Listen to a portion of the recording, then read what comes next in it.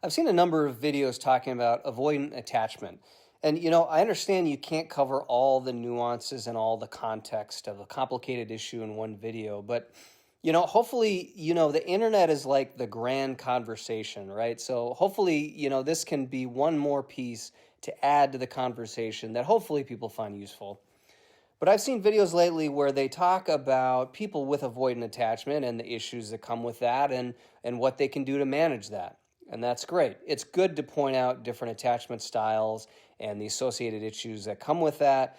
I just think it's important to add another frame to this, which is that while attachment styles of the individuals in a relationship are important, what is perhaps more important to know is the cycle or the pattern that's actually happening between the two people, and viewing this more holistically as a dynamic or interaction that's occurring between two people that both have a role in.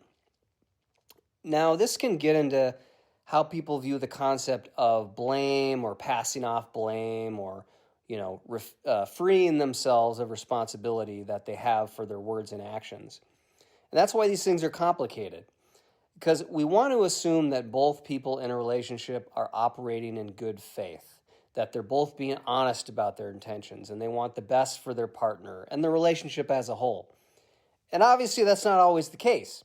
There are bad people with bad intentions, and there are good people who do bad things for various reasons.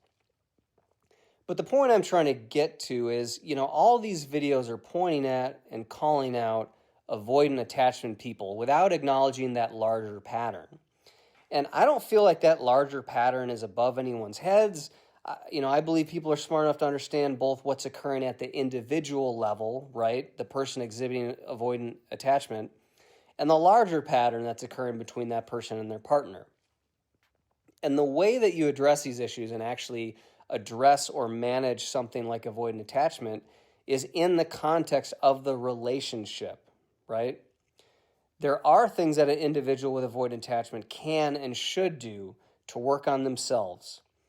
However, if they're in a relationship with a committed partner, the best treatment is going to be doing work together in the context of the relationship and identifying the dynamics that are happening and how they each play a role in what isn't working and how they can each play a role in the solution. But again, this requires two committed partners willing to participate in this process in good faith and accept their part in responsibility for what's happening. So if we're going to talk about these kind of things, let's talk both about what's happening at the individual level and the relational level too.